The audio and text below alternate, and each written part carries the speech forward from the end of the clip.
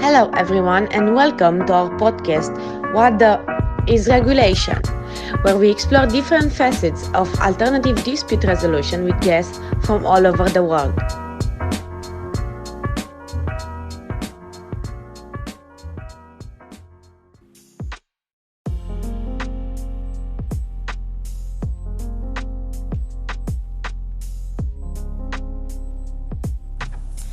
Hello everyone, here is Andra Curutiu, your co-host for the bi-monthly episodes on alternative dispute resolution. The topic of today is mediation with our guest speaker, Mrs. Tabitha Berg. Thank you, Mrs. Berg, for joining us and agreeing to share your knowledge and insights on mediation. As a starting point for our podcast session today, it will be really interesting to hear more about your educational and professional background before becoming a full-time mediator. Professional experience, I didn't have that much professional experience. I graduated law in 2011. That was a bit later than anticipated because I became a mom while studying. And I also did a lot of international traveling for the EU. I was an intern in Georgia, working with local NGOs, and I just kept getting distracted while studying law. In the end, I finished. At the time, I was pregnant with my second child, and I had already been working since 2006 as a marketing and communications officer at an organization that was working on international development. And at some point, I realized that I'd started studying law because I have a keen interest in people, communication, and justice. Going for a high-profile internship as a future lawyer was not really an option due to my family circumstances. But at some point, I realized I wasn't going to do marketing and communications for the rest of my life. That was not really in the plan. And it was not really fulfilling either, even though the organization I worked for was doing great things in the world. I wanted to be part of great things in the world. So I started looking around. What was it that would fit my capacities and interests most? And I stumbled across a post-academic degree in legal mediation. So that's kind of what happened. I more or less stumbled across it while contemplating around my 30s, what am I going to do with my life? I have 2 kids. But I was meant to do great things. That's how I entered the education to be a mediator, and quite soon into the course I realized this is it. This is what I'm meant to do. This is what I want to do. This is what I'm good at. And about 2 years later, I started working as a mediator, and another year and a half later, I decided to give up my steady job and just go for it, be an entrepreneur and try to make a full-time living out of being a mediator. And I'm happy to be able to report back, because it was a bit of a gamble, because I'm the main incomer at my household. My husband works too, but he's a migrant, so it's not as easy to make a lot of money in the Netherlands as it is when you're local. But I've been running my full-time mediation practice for 3 years now. I have 2 colleagues, and we're doing professional mediations. So we're well, obviously any mediation is professional, but we're working with professionals that have a dispute. So no divorces, no family law.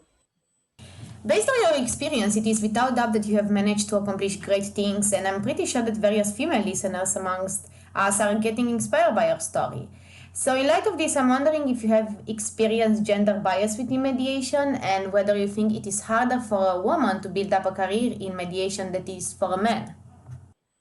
That's an interesting question. I'm well aware of the impact of gender biases around the world. That usually has a large impact on, for example, the pay gap, which is also apparent in the Netherlands. I don't think I experienced much of prejudice being a woman, being an entrepreneur, and being a mediator. It is sometimes noticeable that some people prefer perhaps a man, but also sometimes people prefer a woman to mediate. I think the most prejudice I've experienced was from peers who were a lot older, who were often men, but sometimes women, who already had a full career as a lawyer or a judge before becoming a mediator. And they were a bit hesitant whether a 30-year-old young mother without much of a professional career in law could actually be a good mediator. I beg to differ, and I think I'm 40 now. I've proven that was not the case, but I think a lot of people felt that you could be a mediator when you were 50 plus and you'd already had a flourishing career in law. So that was perhaps a bias that I did run into. So you have mentioned that older professionals in mediation tend to be quite reluctant to young mediators. However, it could also be argued that legal professionals with a lot of experience and background in law may have a tendency to assess a situation solely from one perspective, and especially from a legal perspective, and therefore provide legally based solutions.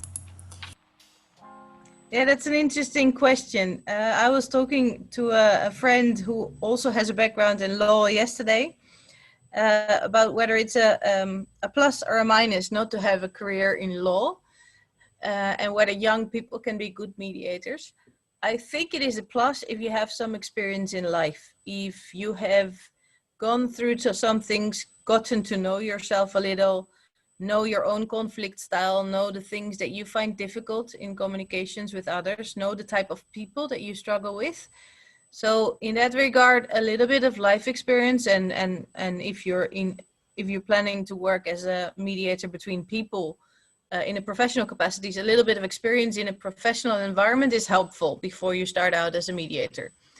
I do, however, think that having a long career in law or in engineering or architecture, or if you're a construction mediator, but whatever field, can be a plus, because clients tend to think, oh, this person knows what they're talking about. They will understand the dynamics of our conflict. However, I think it's very hard to stay out of the content. I think it's very hard to to silence your brain, because your brain is trained to think from the perspective of what's wrong from an engineering point of view, or what would be the legal answer to this question. So I think it's quite hard to leave behind the luggage that you accumulated over the years.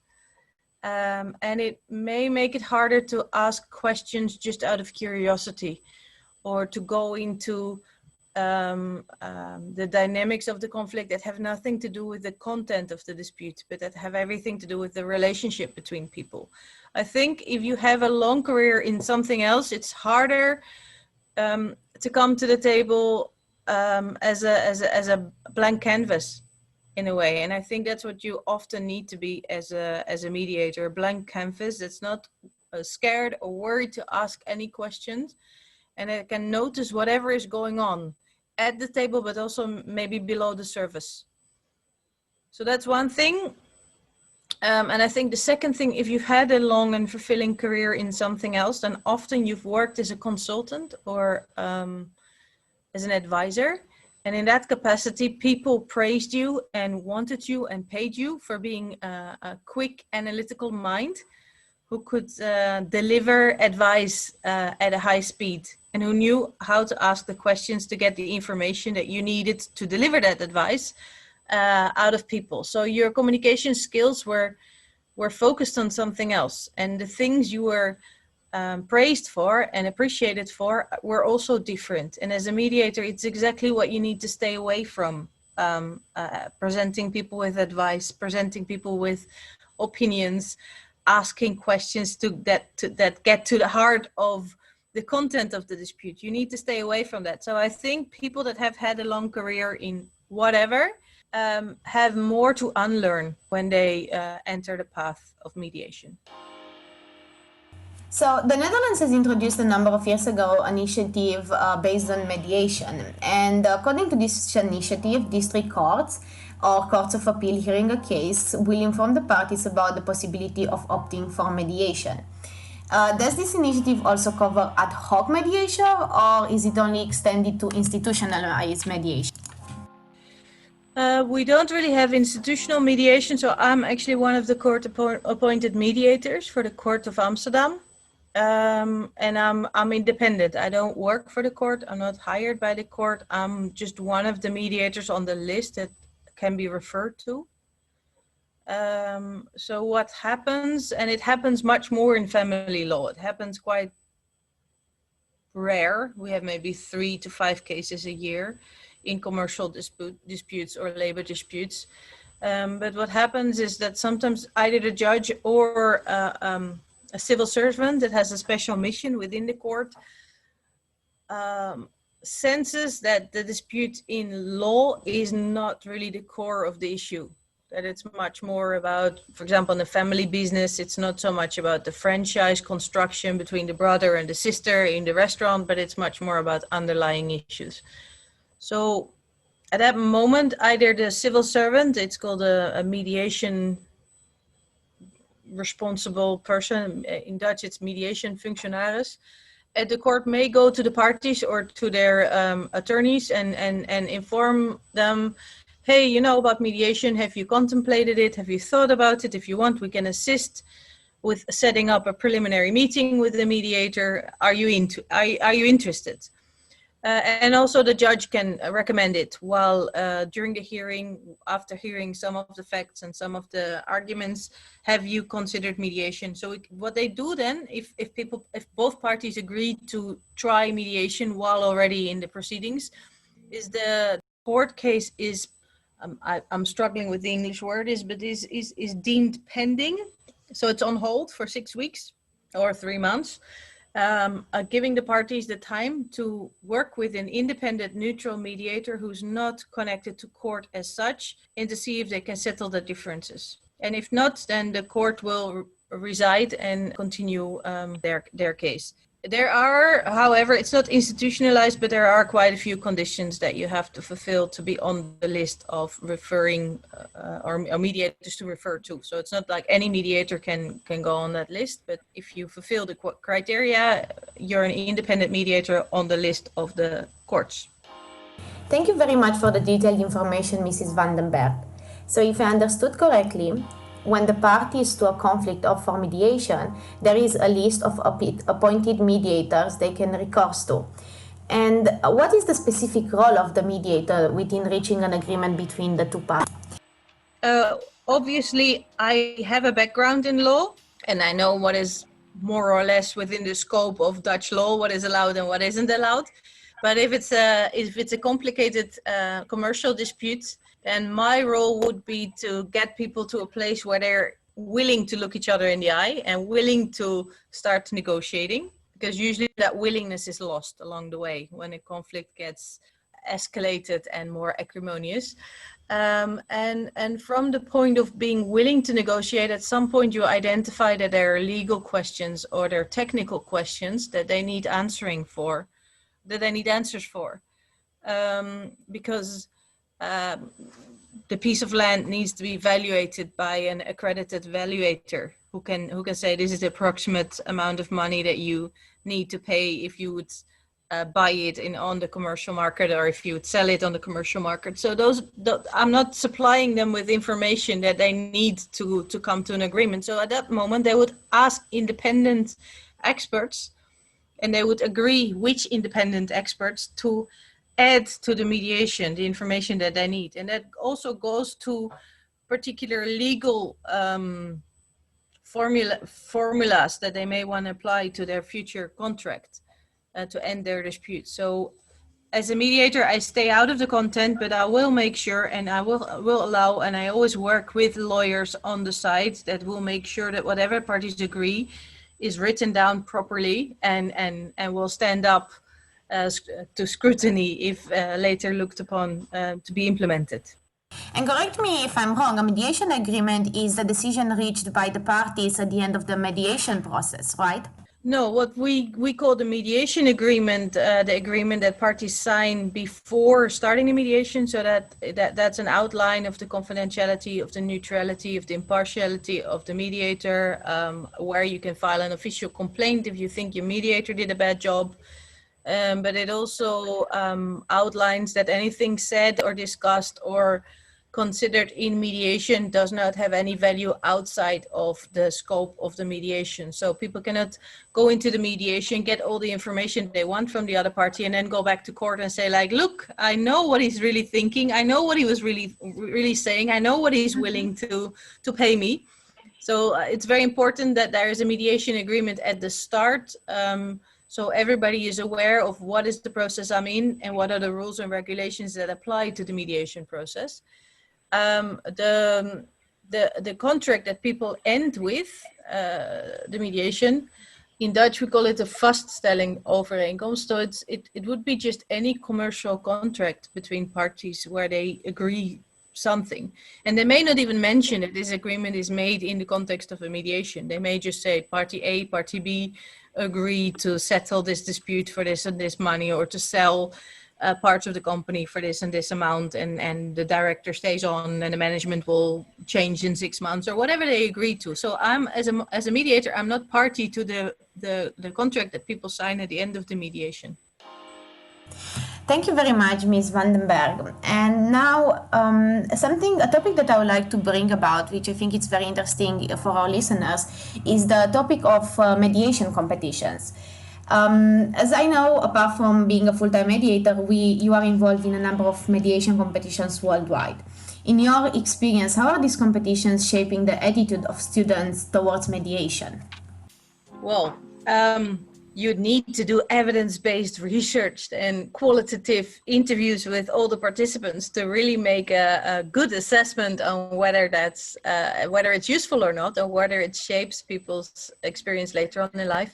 My hope is that, of course, it does shape the minds of young legal scholars, that it makes them sensitive and aware that there's other ways of solving disputes, that it makes them curious to explore those other avenues, because I think in a lot of law faculties around the world, it's changing a bit in the past 5 years, but when I graduated 10 years ago, I don't think I ever heard the word mediation or ADR or arbitration. So I think it's very important that legal scholars in their young formative years get exposed to mediation, get exposed to negotiation techniques also, because that's what you need as a professional. Whether you're going to be working as a lawyer or a judge or a legal counsel in a company, or end up indeed working as a negotiator or a mediator, you need to be aware of all the varieties out there. And you need to also be able to advise your clients what's the best strategy to move forward in a dispute. So my hope is that the young professionals that participate in negotiation and mediation competitions not only have a really good time and learn how to present their case and experience the fun of being in an international negotiation and the different types of creativity it allows for to figure out what is it that the other person wants. But it also helps them identify options for their clients later on. I don't think a lot of young professionals participating in negotiation competitions are necessarily looking for a career as a mediator. I think a lot of legal professionals or students that are into this moot courts and competitions are thinking of having a very ambitious career in an international environment. And I think that's usually what brings them to these kind of competitions. The idea, if I'm exposed to law firms that work around the globe and to go to Paris to an international competitions and compete with 90 other universities, that's going to look good on my CV. That's going to make the recruiter interested to hire me. And I think they get much more. And I believe they get much more. They get exposed to the mediation virus, which is very hard to get rid of. And I'm happy to be part of that. I feel like at the end of the day, it is also up to the client what type of resolution mechanism, being it court litigation or alternative dispute resolution methods, does he or she decides to go into. And in light of this, I'm wondering if the public awareness of the positive aspects of ADR is satisfactory. Obviously, I don't think so. That's one of the reasons I was happy to participate in this podcast. I think it kind of makes sense. Mediation has been around for 20 years and litigation has been around for 200 years, or in some cultures perhaps much longer. But if we're looking at Western Europe, I think we've had a court structure for 200 plus years, more or less since Napoleon anyway took over in the Netherlands. That's when we started to write down laws. And so it's not so strange that it hasn't reached its full potential yet. In some ways, mediation is also counterintuitive. Once you're in a conflict, you become more and more narrow-minded. That's just what happens when you go into survival mode. Things get more black and white. It's run or fight, or duck, or hide. It's run, fight, or hide. And mediation the mediator is encouraging you to go back to the table and to be reasonable and to listen to the other person's point of view and to see if you can still make it work. So that's kind of counterintuitive, because at some point you've tried it all, or you think you've tried it all. You've been reasonable, you've been patient, you've been generous, and then you feel like this is not going anywhere. And that's when you call your lawyer or your law insurance, and you want someone to fight the battle for you, and you just want to be done with the conflict. And then someone says, oh, but let's go back to the table and try once more. So I think that there's those two things. It's counterintuitive to people in conflict, and it is just been around for two decades rather than 2 centuries. So it will take a while before it becomes common sense. But I believe we're going there. And for a lot of young professionals, I can really recommend the 7 Keys to Mediate series on mediate.com. It's essays that are being written, I think, as we speak, and some of them have already been written by international scholars in ADR about the golden age of mediation, or the golden decade that they think is coming from 2020 to 2030. Also because of the Singapore Convention on Commercial Mediation. So it's very interesting reading. It's people writing a prognosis on where mediation will go next. And it's quite hopeful and interesting to read. I'm not one of the authors. I'm not a shareholder in mediate.com. I just came across it, and I think it's wonderful. It's really good stuff.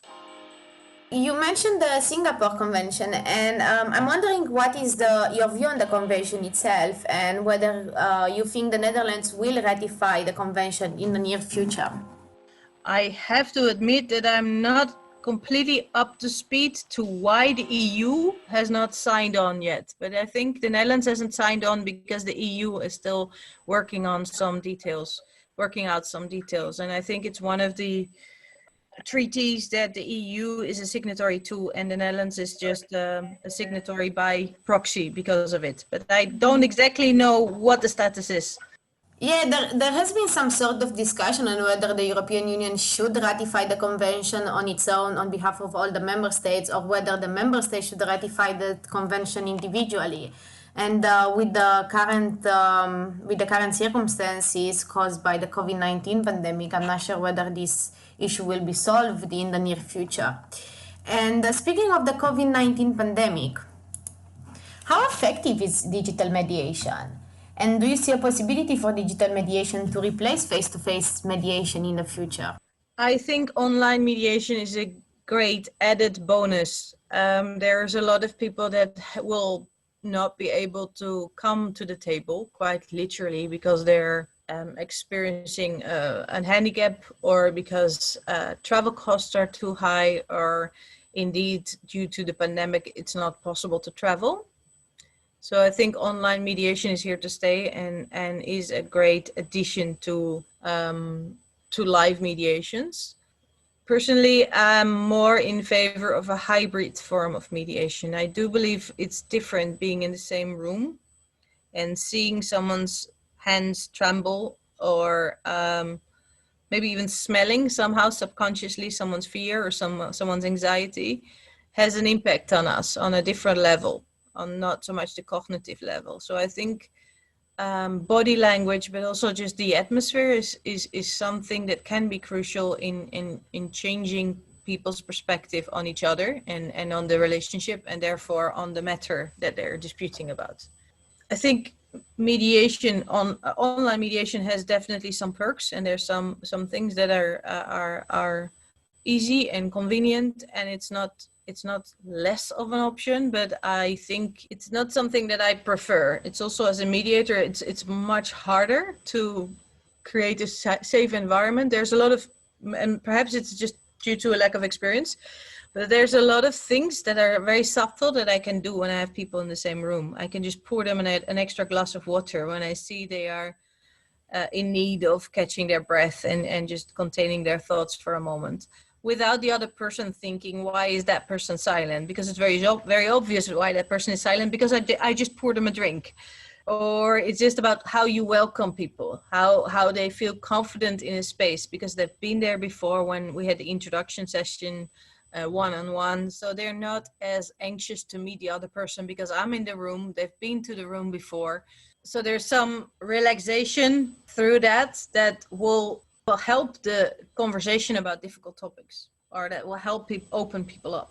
And that's something I haven't worked out yet, how to do that in an online mediation, just to make people comfortable and to use the little human tricks that we have making people comfortable. So is online mediation here to stay? I'm sure, especially in international commercial disputes. Why on earth would you be flying all the way over to Hong Kong or to Vienna or to whatever hub, make lots of travel costs, put everybody in a hotel, when you can also do at least part of the mediation or part of the technical negotiation online, if internet is accessible and the people are used to work with Teams or Zoom and are confident and literate, are literate in working online.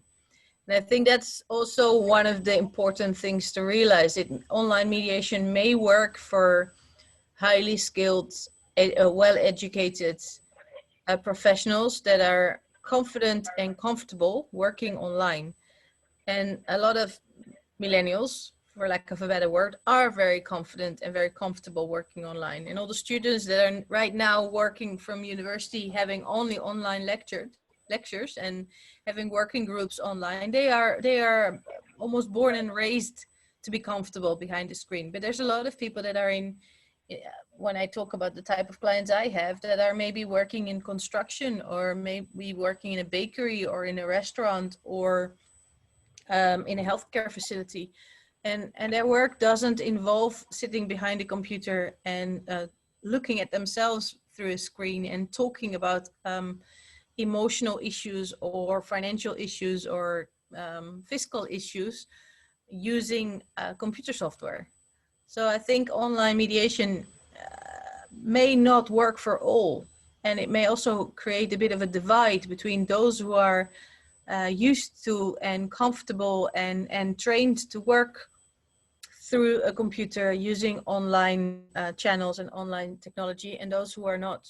And I think it's important to be aware of that, and also find solutions for those people that are equally damaged and stressed out by conflict and may not have the same resources to solve those in times of a pandemic or a quarantine than you and I have, talking to each other from Amsterdam and Budapest, or no, not Budapest, Bucharest. I guess we're in two different countries, and it's okay. We can talk, and it feels completely comfortable. But it may be very different for other people. Like, I actually live closer to Budapest than I live to Bucharest, because I come from the western part of Romania, which is the border with Hungary. And every time I had to fly to the Netherlands for my studies, back when we had physical education, I would prefer to fly from Budapest because it's quicker than to take a plane to Bucharest, or to have to drive to Bucharest for 8 hours. Budapest is just like 3 hours by car. Okay, so I wasn't completely wrong. No. And I like Budapest a lot, so it's fine.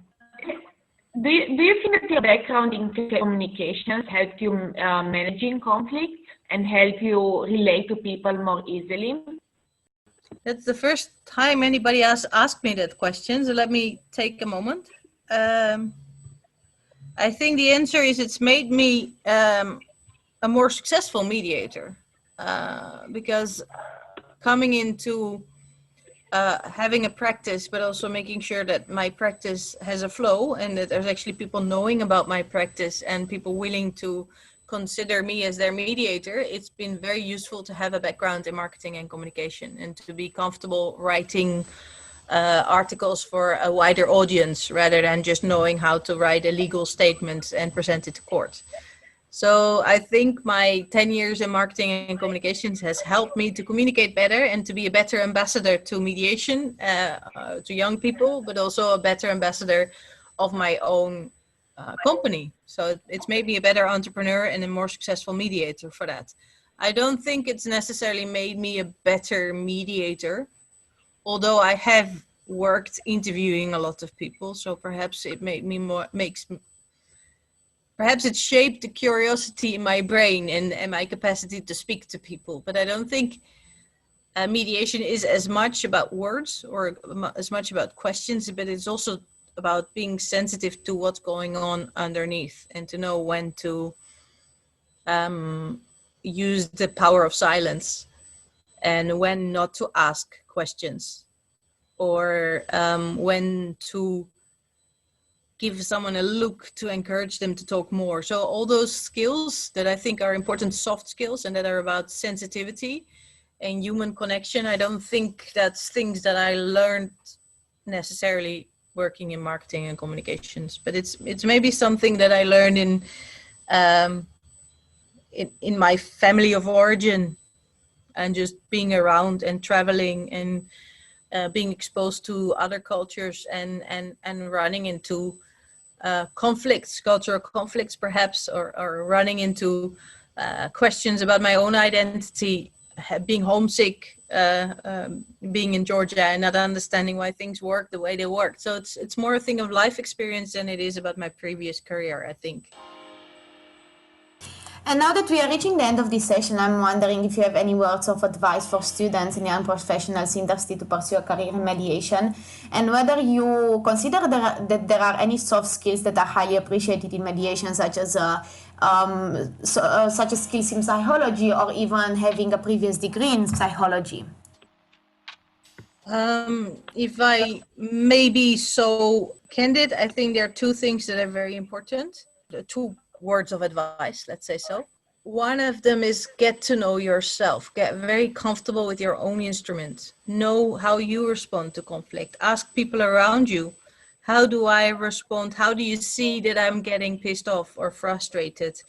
What is your advice to me? Because as a mediator, you really need to know how your inner system works and how you relate to people and what people are, or what human behavior triggers your sanity.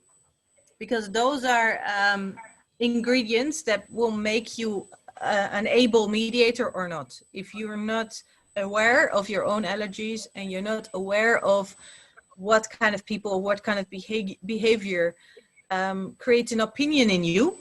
And as a mediator, you need to try to stay away from opinions as much as you can, and they will show, even if you cognitively decide, I'm not going to have an opinion, I'm neutral, your body language will still show something. You will respond, and then the other person will respond too. So get to know your own instrument, get to know your conflict, your relation to conflict, and your relation to other people and people's annoying behavior, because you're going to see people at their worst.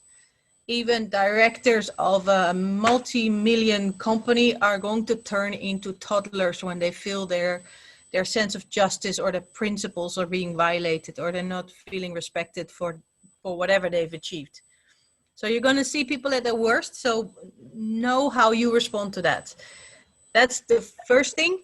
And the second thing, I think there's so many ways that you can use mediation skills and that you can grow your mediation skills, even if you feel like being an entrepreneur or chasing after a career that may not immediately pay the bills is not a sensible choice for you.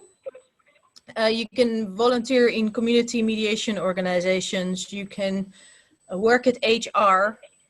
You can work as a conflict coach. You can seek a voluntary expert internship at one of the mediation competitions. So if this is your dream and you feel like this is something I want to explore, don't stop, but find ways to achieve that dream. And there's a lot of different ways that you can get acquainted to the field, and you can experiment with your mediation skills that are maybe not being a formally accredited court appointed mediator, but that still will bring you somewhere. And maybe in 5 years you will win the lottery, or you will have a boss that says, you know what, you can set up the mediation department within our organizations. We believe in it.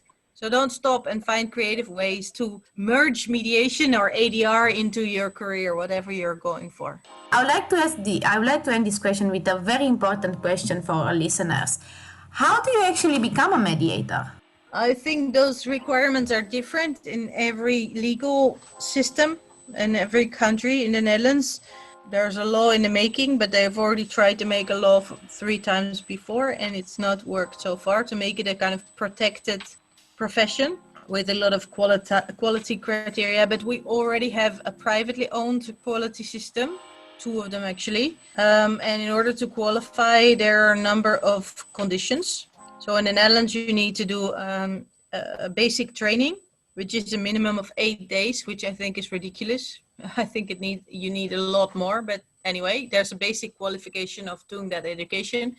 Then there's a theory exam, like a bar exam. And then there's a live assessment or a video assessment where you have to show for, I think, 45 minutes that you are an able mediator. So you mediate with actors, but you have to show a lot of skills. And if you passed all that, then you have to get a clean bill of not being a criminal or not having been involved in criminal activities from your local municipality. You have to have insurance, liability insurance in the Netherlands. And if you've done all that, then you're allowed to qualify as an accredited mediator. And then, of course, the big question is, how are you going to get clients? Because you have 3 years to gain experience. And after that, you have a peer review and you're being assessed on whether you've done enough training, you've done enough peer education, you've done enough mediations itself, and you'll be evaluated whether you are up to a certain standard. And if not, then you'll be removed from the register. And if you do, you will get a peer review approved certificate that you can go on for another 3 years. So that's kind of how it works in the Netherlands. What I see is a lot of people, because I've been involved in mediation trainings also, a lot of people work as legal counsel in a firm, or as an HR person, or as ombudsman, or a person, a complaints and compliance officer within a hospital, or people are working in the field of human relations and where things get tough, and they add mediation skills to their toolbox.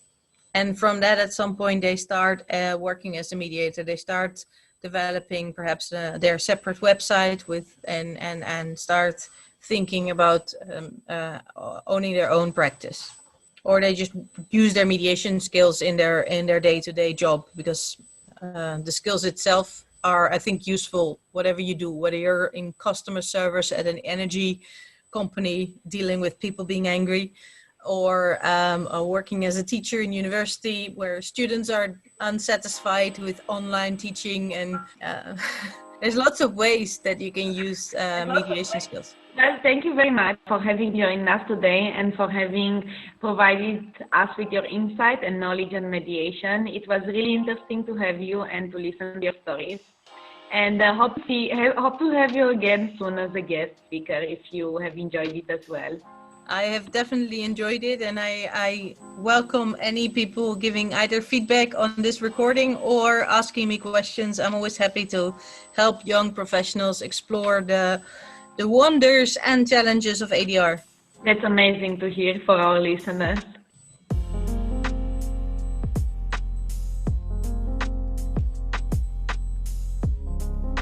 You've reached the end of this episode. If you have enjoyed it, follow us on Spotify, subscribe to our YouTube channel, and check out our weekly blog posts on our website. Thank you for listening.